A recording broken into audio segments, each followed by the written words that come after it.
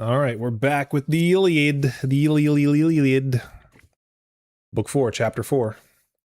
Chapter 3, it seemed like it was about to kick off there between the Trojans and the Achaeans, and the armies were about to fight and kill each other, but then they were like, let's not all fight and kill each other, let's just have one of each of us go and fight. And so it was Menelaus and Alexandros / Paris, and they were going to duel it out for Helen, and I guess to avoid a bigger battle.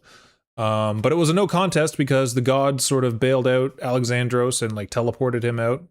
And so Menelaus was declared the winner. And yeah, we pick up right there, here in Book 4. The first battle between Trojans and Achaeans. So it looks like there's going to be a battle after all. Let's see what happens. The gods were all in their places on the golden floor, sitting with Zeus in conclave. Hebe went round with the nectar, and they pledged one another with their golden goblets, while they watched what was going on before Troy. Suddenly Zeus thought he would tease Hera a little, and he said in a mocking tone, to draw her,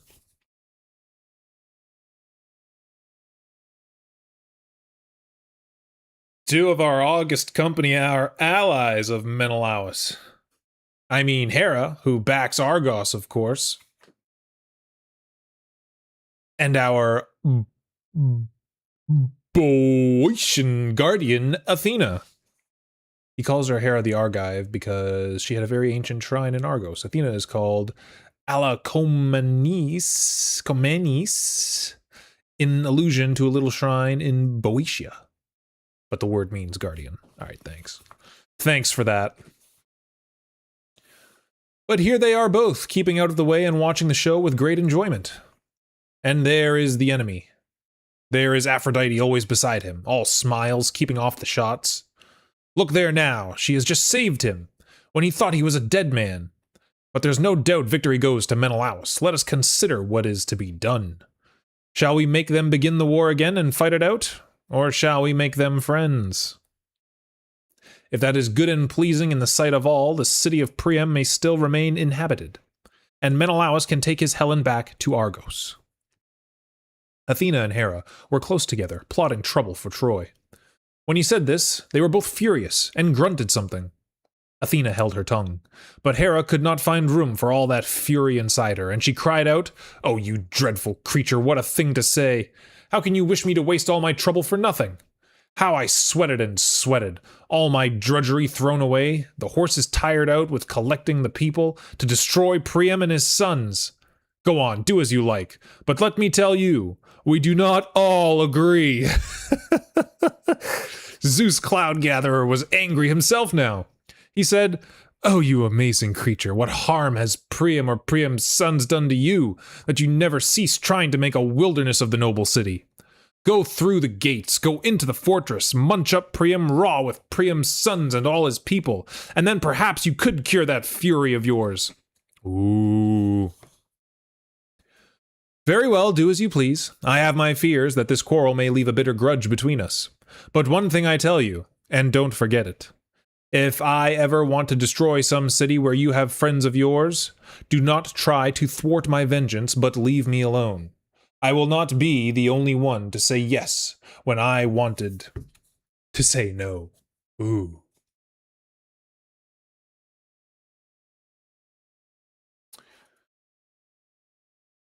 For all the cities of mortal men which are built under the stars of heaven, I have always loved best sacred Ilios and King Priam, and the people of that fine old soldier king.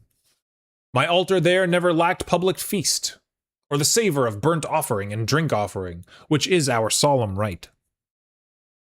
His queen opened her great eyes wide and said, "I tell you, there are 3 cities which I love best, Argos and Sparta and the broad streets of Mycenae.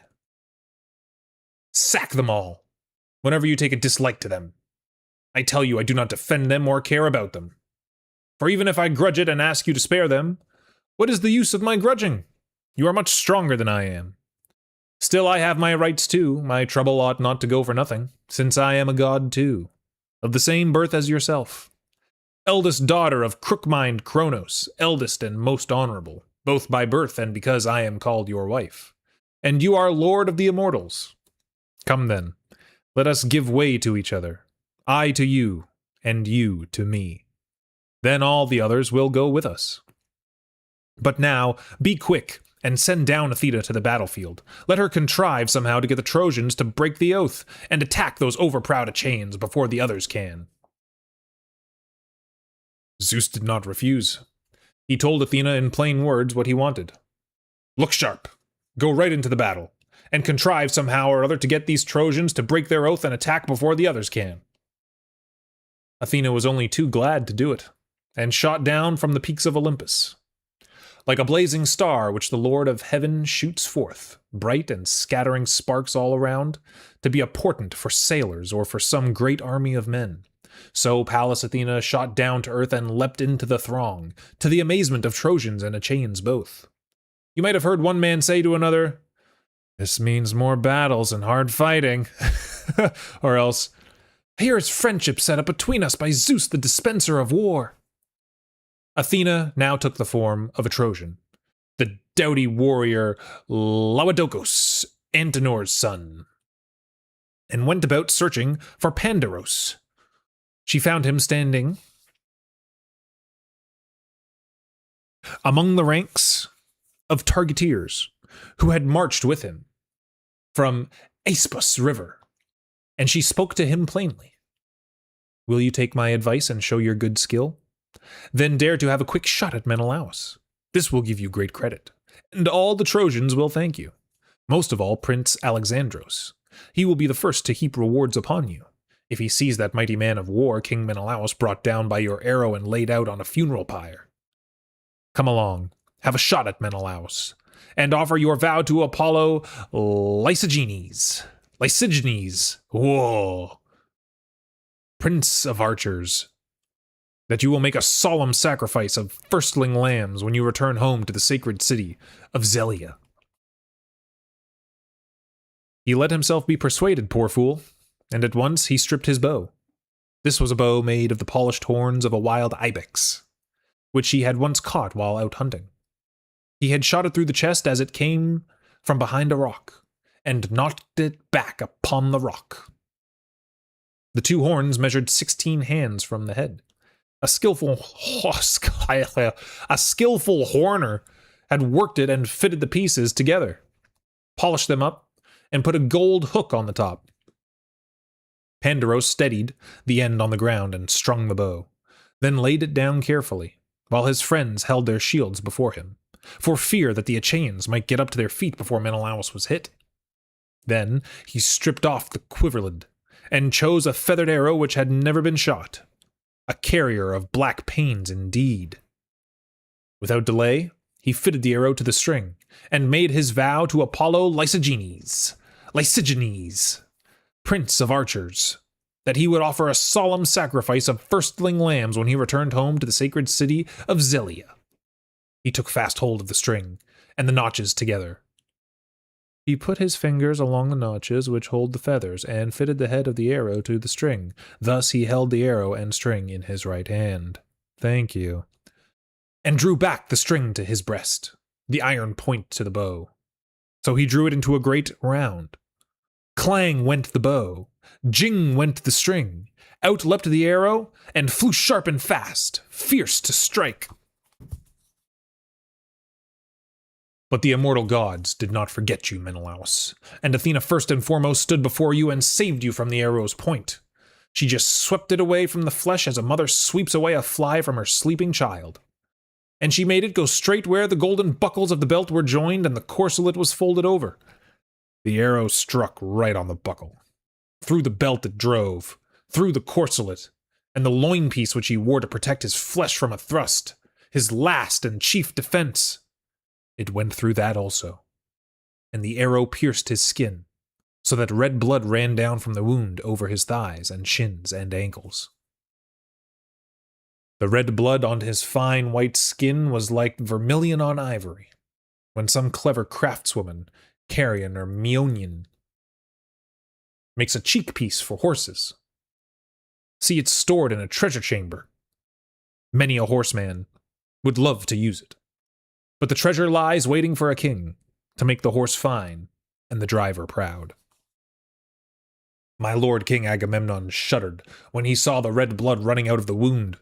Menelaus himself shuddered, but when he noticed that barbs and binding were outside, he recovered his spirits again. Agamemnon groaned deep as he caught his brother by the hand, and the men groaned. Then he said, "Dear brother, it was death for you when I swore that oath, and put you in front of the fight as our champion. For the enemy have shot you and trampled their oath underfoot. But an oath is not an empty form, nor is the blood of lambs and drink offerings and hands clasped, in which we put our trust. For even if the Olympian does not act at once, he will act at last, and a heavy price men have to pay. Their own heads, their own wives, and their children. I know full well in my heart of hearts that a day shall come when sacred Troy shall perish, and the people of Priam, the mighty king, when Zeus Cronades, enthroned on high in the heavens, himself will shake his black mantle over them in wrath for this deceit. This indeed shall be, and shall not fail. But you will bring dreadful pain upon me, Menelaus, if you die now and fill up your count of days. In deep disgrace, I should return to Argos. For our people would at once remember their native land, and we should leave to Priam and his Trojans their boast, or our Argive Helen. But your bones would lie in the enemy's land and rot there, with your work undone. The Trojans would stamp in triumph on the tomb of Menelaus and cry aloud, I wish Agamemnon the same good luck against his other enemies as he has had here with his contemptible army. Just look now, he has sailed away with empty ships and left brave Menelaus behind. But if that should ever come true, may the earth open and swallow me up." Menelaus made light of it and said, "Take courage, and don't alarm the men. It is not a mortal wound. The belt saved me first, and then my kilt underneath, and the good armorer's work of the loin-piece." Agamemnon answered, "God grant it, my dear man, but we must see to this wound. The surgeon shall feel it, and put some stuff in to ease the pain." Then he called out, "Talthybius! Bring Machon, here, as quick as you can. You know the fellow, Asclepius' son. Asclepius' son. You know the man. You know him, Asclepius' son, the surgeon, and a good one too. Let him see to King Menelaus. Someone has shot him with an arrow. Some Trojan or some Lycian, it will be. They are good archers. And it was a fine shot, I must say, but bad luck for us."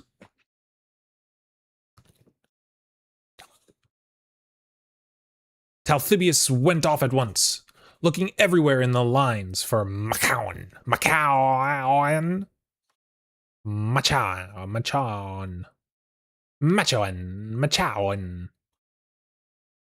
At last he found him standing among his own targeteers, the men from Tricca. Talthybius came up and told him plainly what had happened. "Quick, Asclepiades! King Agamemnon wants you to have a look at our commander Menelaus. Someone has shot him with an arrow, a Trojan or some good Lycian archer. He said it was a fine shot, but bad luck for us." Machon was alarmed, and together they made their way through the lines. Soon they reached the place where the wounded man stood with a crowd of nobles round him. Machon pulled out the arrow, and the barbs broke in the belt as he pulled it back. Then he loosened the belt and the kilt and loin-piece underneath. He found the wound, and sucked out the blood, and put on a plaster of soothing drugs, These were drugs which dear old Chiron the centaur, who knew all the secrets of herbs and the arts of healing, had given to his father, and he knew them well. While they were attending to Menelaus, the Trojans began to come on under arms, and so the Achaeans armed themselves and prepared for battle. Then you would not see Agamemnon napping, or shirking, or unready to fight. No, he was all eagerness for battle and glory. He left car and snorting horses in charge of his man Eurymedon, and ordered him strictly to keep them at hand until he should want a rest from his labors. Then he marched through the ranks on foot to give his orders. If he found the men brisk and lively, he encouraged them with a few words. "Stick to it, men! To it with all your might! Liars will not have Father Zeus to help them. Those who began it, those who broke their solemn oath, shall be a dainty meal for the vultures. And we will take their city and carry off their wives and children in shiploads." But if he found any slack, and cursing the war, he rated them roughly. "Call yourselves fighting men? Long-distance champions with the bow is what I call you." The archer was thought a coward as compared with the fighting man. "A disgrace to the army. Have you no shame? Why do you stand there like a herd of deer, tired with running about all over the place, dazed and helpless? Yes, you stand there dazed and afraid to fight. Perhaps you are waiting till the enemy come as far as your ships. Fine ships, aren't they? All along the shore. You want to see whether God will spread his hand over you." So he went through the army, giving his orders to all. By and by he came to the Cretans, who were arming under their captain, Idomeneus. He was in the front rank, furious as a wild boar. Meriones was speeding up the rear. This was a pleasant sight to the king, and he said in a friendly tone,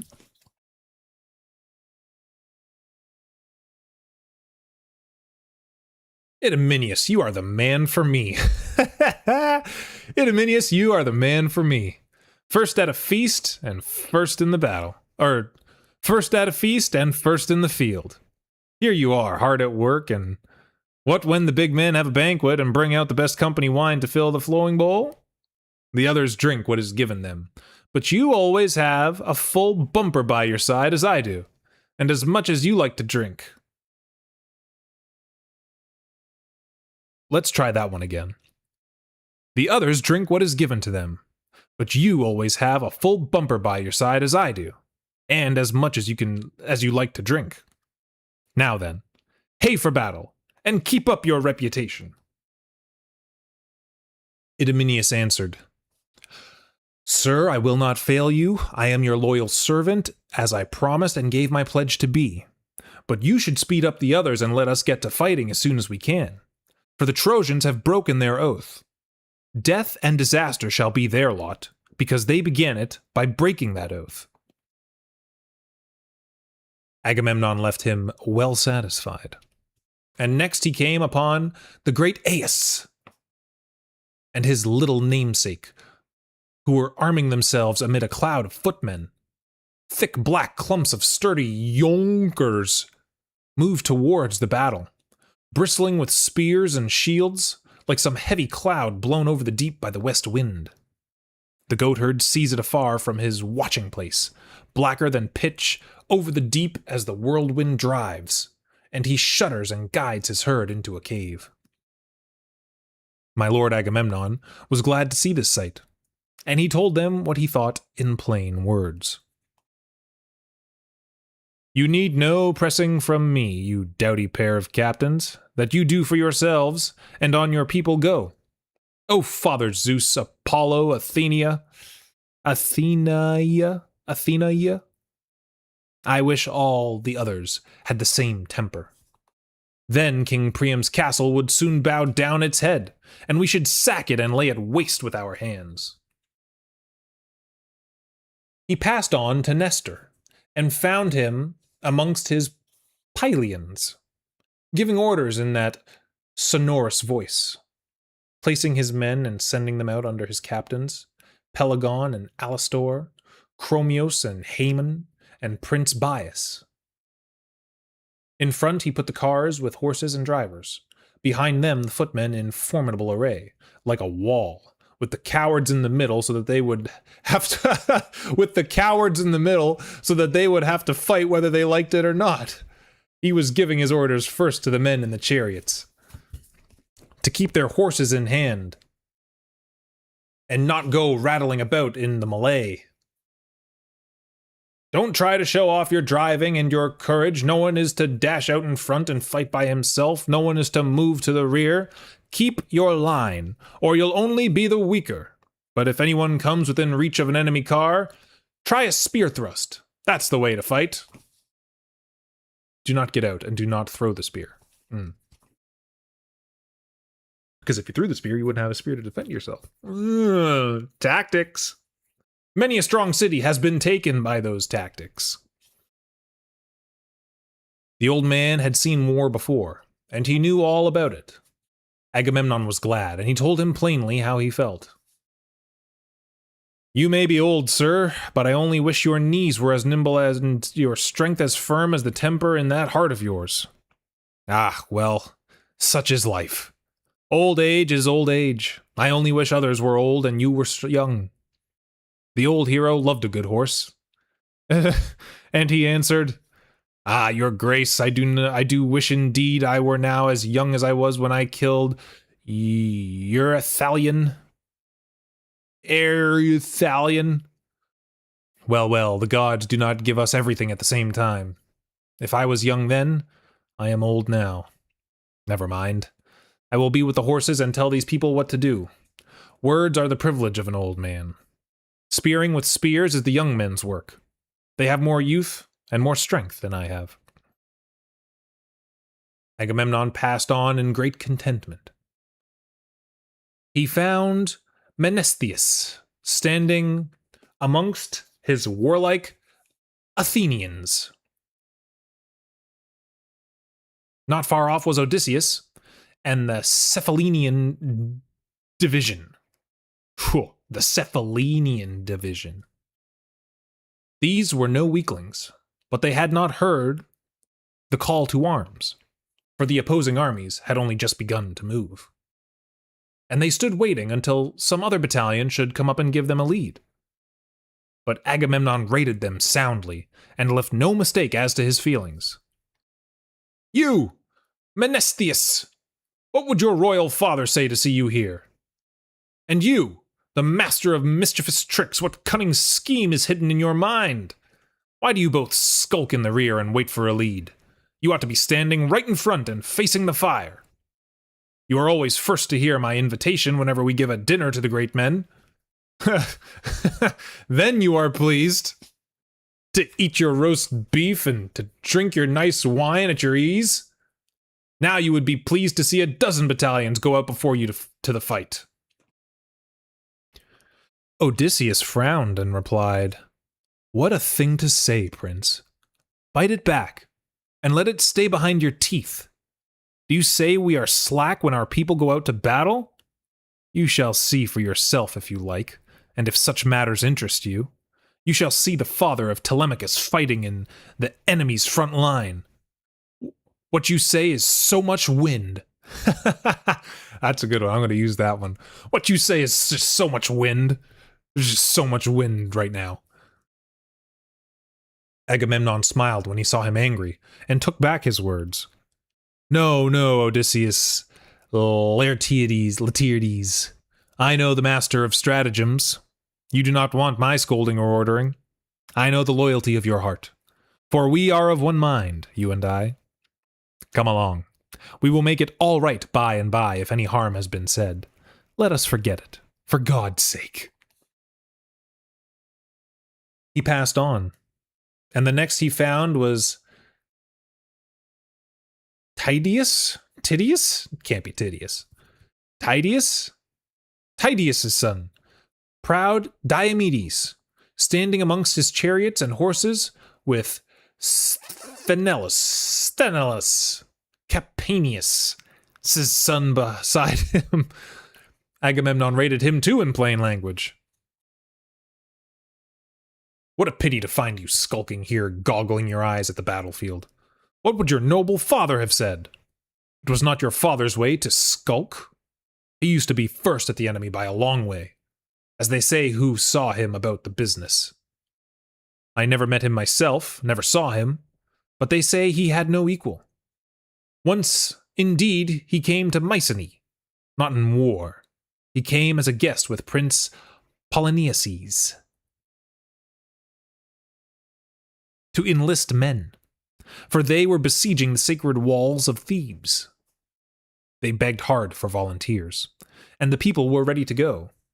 But Zeus changed their minds by showing unfavorable signs. So the envoys went away and got as far as the river Asopus. There they waited in the reeds and grass, while Tydeus went on a parley to Thebes. He found a party of the Cadmeans feasting in the house of Eteocles. There was Tydeus alone among a host of Cadmeans, a stranger, but he feared nothing. He challenged them to trials of strength and beat them all easily by the help of Athena. Then the Cadmeans were enraged and laid ambush for him on his way home. 40 lads with 2 leaders, Maon Haemon's son and Polyphontes, the son of Autophonus. Tydeus made an end of these also. He killed them all but one, whom he sent back. Maon was the man, and he let him go in obedience to omens from heaven. Such a man was Aetolian Tydeus, but his son is not so good on the battlefield, although he is a better talker. Diomedes made no answer, for he respected the king's reproof. But Sthenelus spoke out. My lord, do not say what is false when you know the truth. We are better men than our fathers, and we are proud of it. We took the fortress of 7-gate Thebes, although we had a weaker force against a stronger wall, because we trusted in the help of Zeus and omens from the gods above. But our fathers perished through their own reckless folly. So please, don't put them equal to us.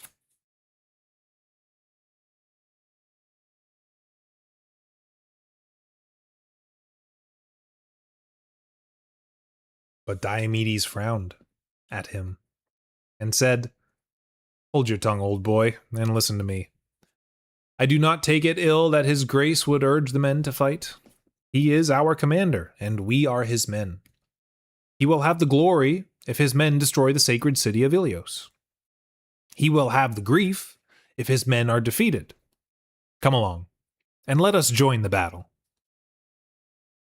As he said the words, he leapt out of his car, and his armor clanged loudly upon it. It was enough to strike fear into a brave heart. Then the Danaan battalions moved on to battle line after line. Then the Danaan battalions moved on to battle, line after line.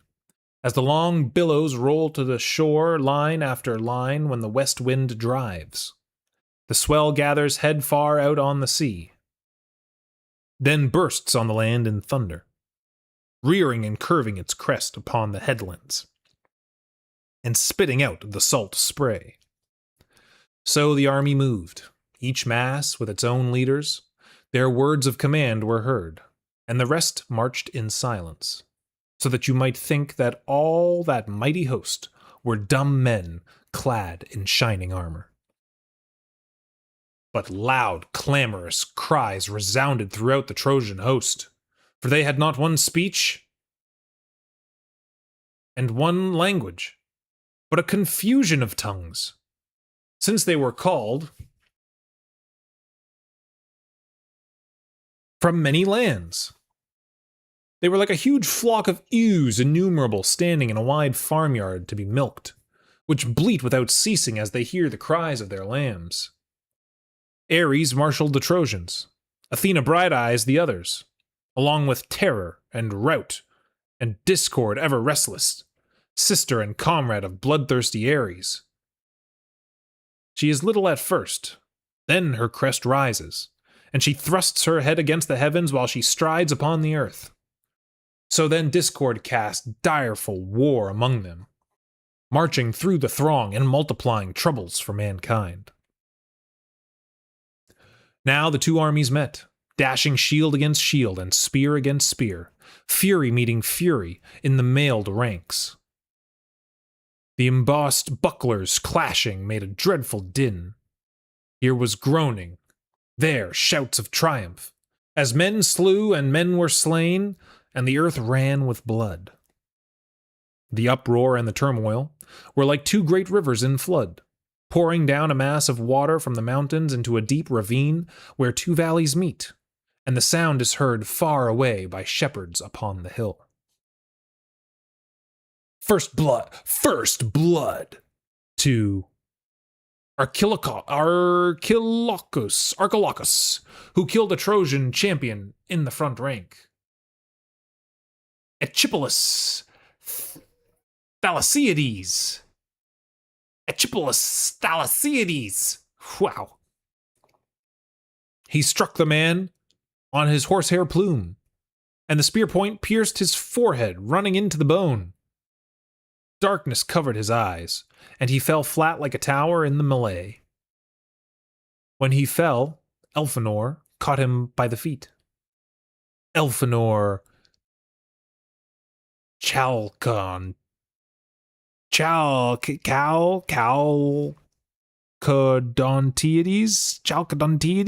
Wow. Captain of the Abantians, and tried to drag him out under the spears, for he wanted to strip him of his armor.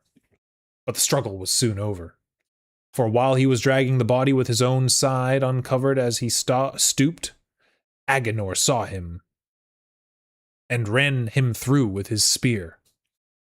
So Elphenor fell and died, and over his body there was a sharp work between Trojans and Achaeans, who leapt upon one another like wolves and knocked each other about. Then Telamonian Aias struck down Athenian's boy, the lusty lad Simoisius.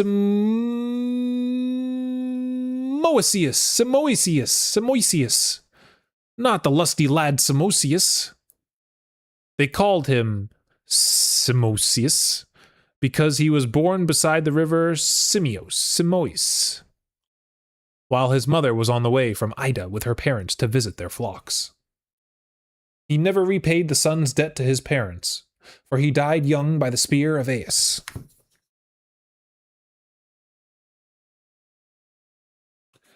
As he stepped out in front, Aias struck him on the right breast by the nipple.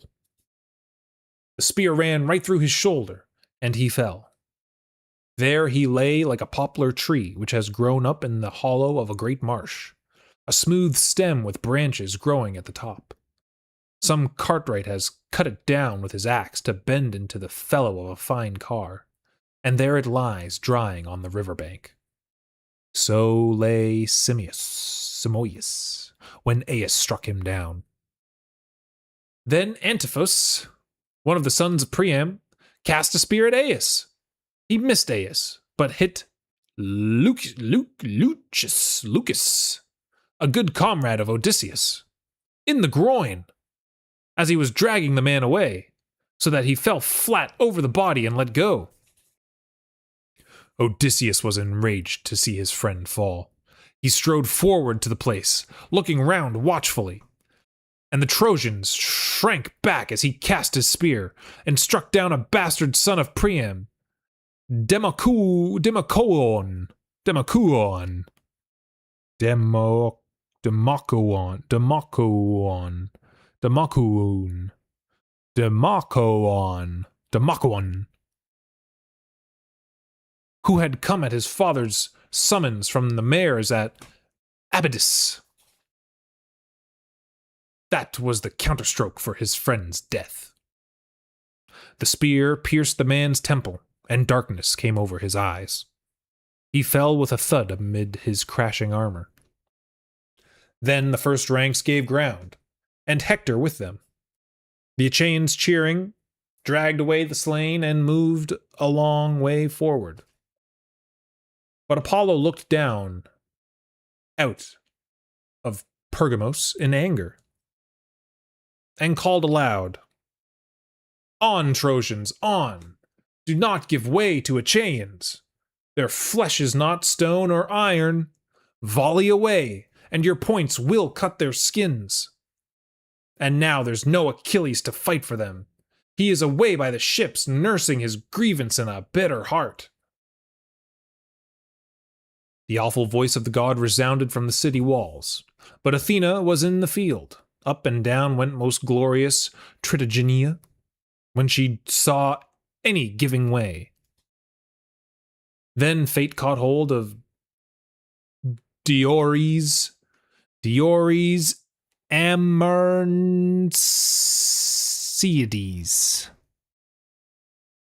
He was struck by a jagged stone on the right shin near the ankle. A Thracian captain threw it.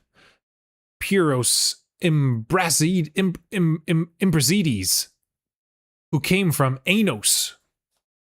The cruel stone smashed the bones in both sinews, and the man fell backwards in the dust, holding out both hands to his friends as he breathed his last.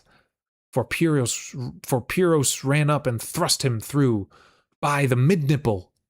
Oh, the mid-nipple. His bowels gushed out, and darkness came over his eyes. But as Pyrrhus sprang back,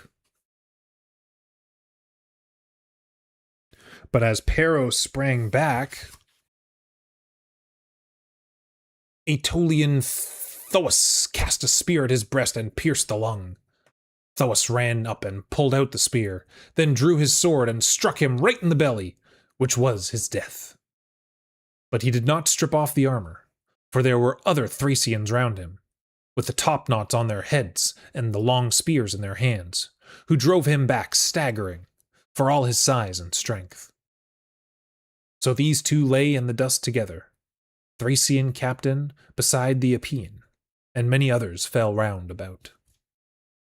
No one could make light of that battle, if any indeed were left untouched and unwounded, if Pallas Athena took him by the hand and led him through the midst, if she kept him free of hurt. For many Trojans and many Achaeans fell on that day, and lay prone in the dust, side by side. War, what is it good for? Absolutely nothing. Well, that was interesting, and we'll pick up with Book 5, Chapter 5 next time, how Diomedes did great deeds of valor and wounded Aphrodite and Ares himself. Ooh, could be another spicy one. We'll check you next time.